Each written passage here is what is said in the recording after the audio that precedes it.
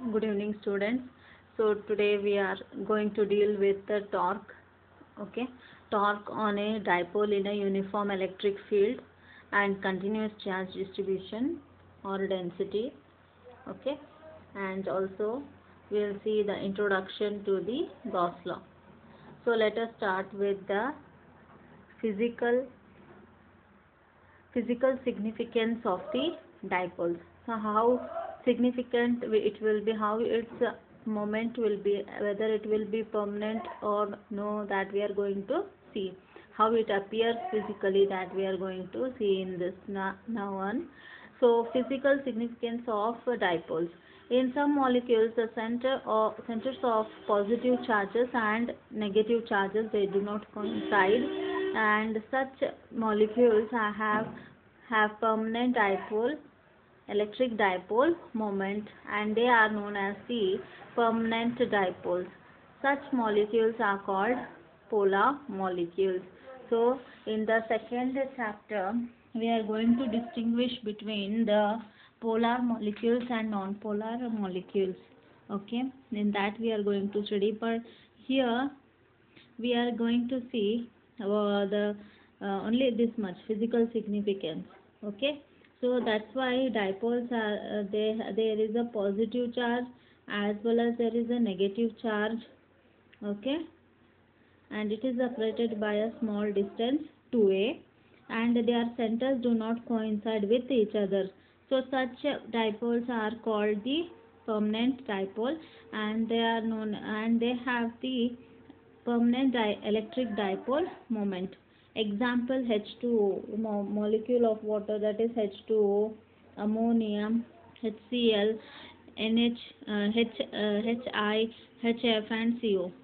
The materials with the polar molecules give rise to properties and important applications in the absence or presence of electric field. Okay, when they such type of molecules are present, their application, how it will be in, how it appears in the presence and absence of the electric field.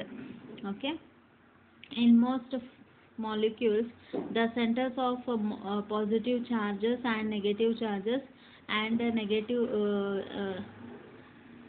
they do not they do coincide with each other. So positive and negative, they coincide with each other. Suppose this is a positive charge, this is a negative charge, there is no separation between them, hence they are called as the non-polar molecules. For example, H2O2, N2CO2 and NH4. So these are the non-polar molecules, and they do not have permanent dipole moment. Their dipole moment will be 0 because they coincide with each other. Okay, so torque we are going to see.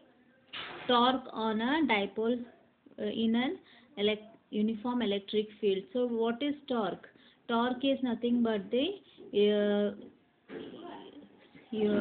equal and opposite forces acting on the same body is known as the torque. Okay, or it is the rotatory effect of the force, right? So let us consider two charges, that is the dipole, positive and negative. This is the dipole and they are at a points A and B. Let us take this point as O, OP, and this is the electric field vector E, and here the force will be acting on the due to the electric field on charge plus Q. Let us take this as minus Q. Now at this point this will be EQ.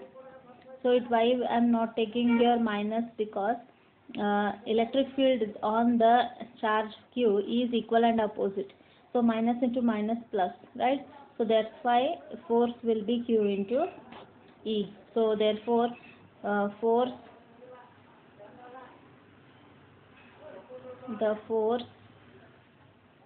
on plus q charge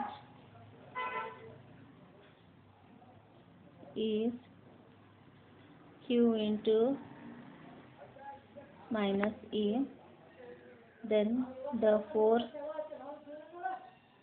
on minus q charge is QE. So why will take plus here is because the electric field is opposite to electric field. The force on the charge minus Q is equal and opposite to the electric field. That's why. Okay. So the electric field is uniform. The net force on the dipole will be electric field is uniform. So the force will be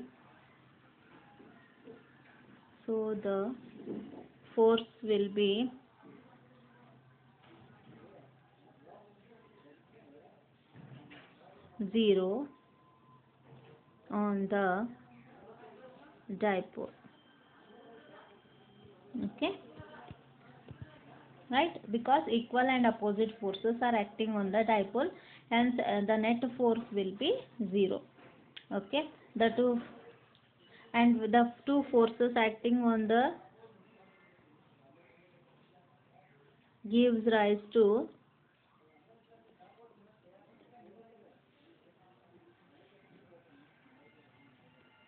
couple. They give rise to couple. Now, according the magnitude of the torque is given by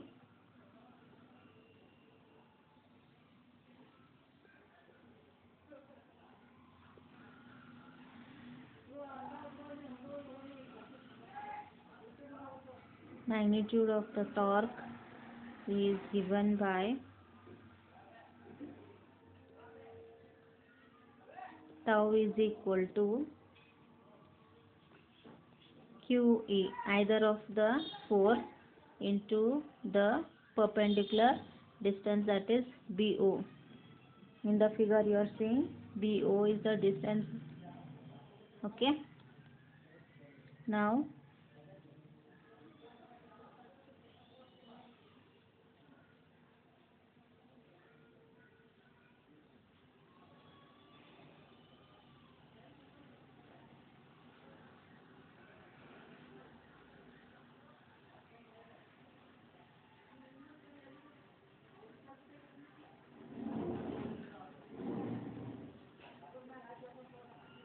again tau is equal to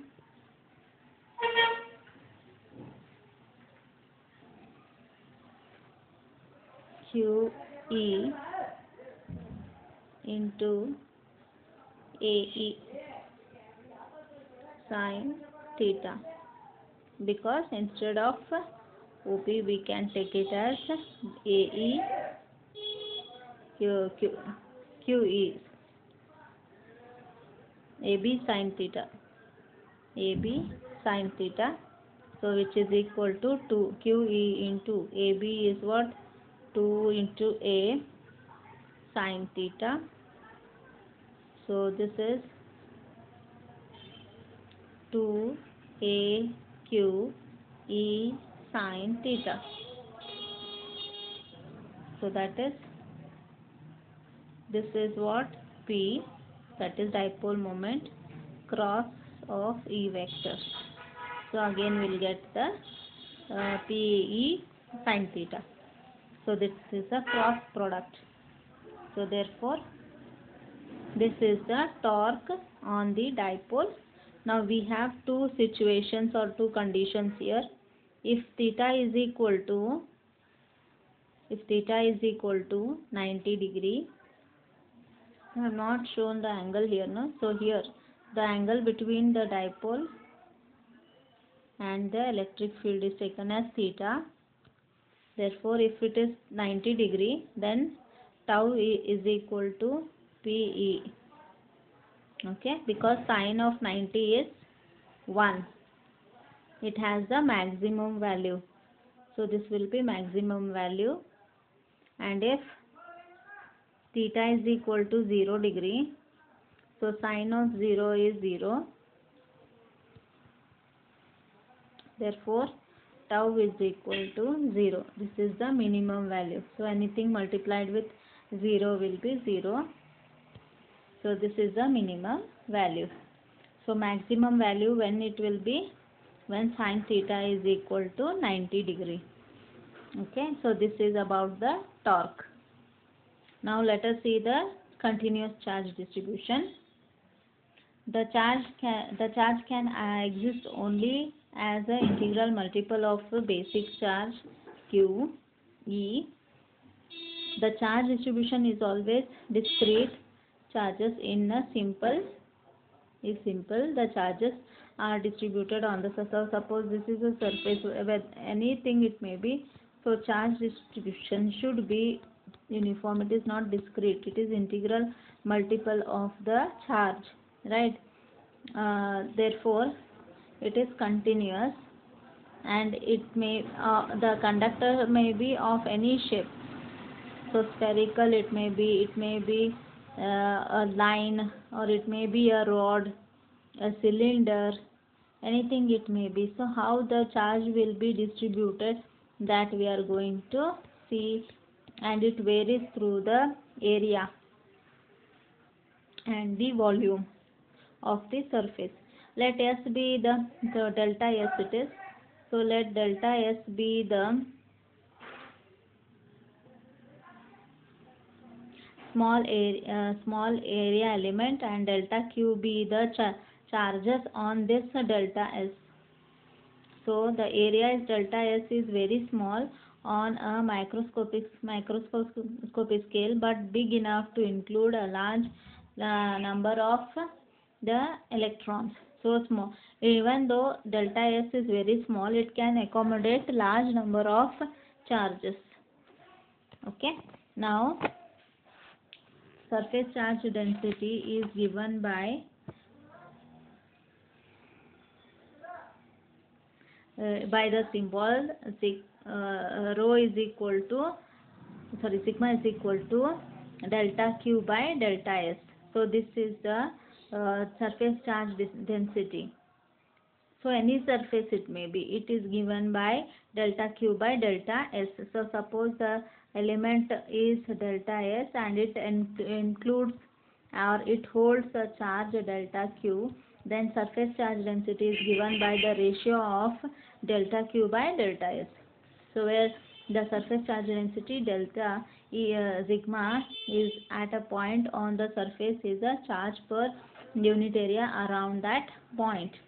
Okay, its unit is coulomb per square meter. C meter minus coulomb meter raised to minus 2. So this is the per meter square. Coulomb per meter square is the SI unit of the surface charge density. Now let us see the linear charge density. Linear charge density, suppose there is a wire, for example wire.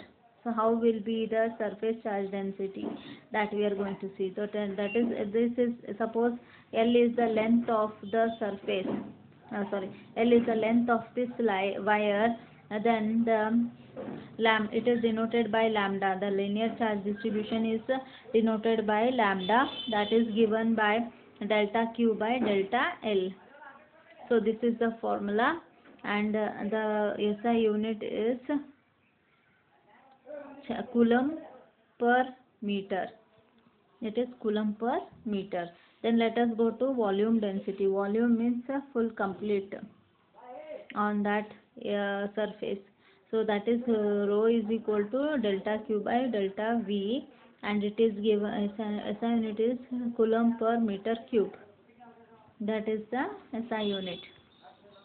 Then the electric field enclosed in such small elemental areas or linear, that we are going to see. Delta E is equal to 1 by 4 pi epsilon naught delta Q by V square into R square, and that is equal to 1 by 4 pi epsilon naught delta V by R dash square into R dash.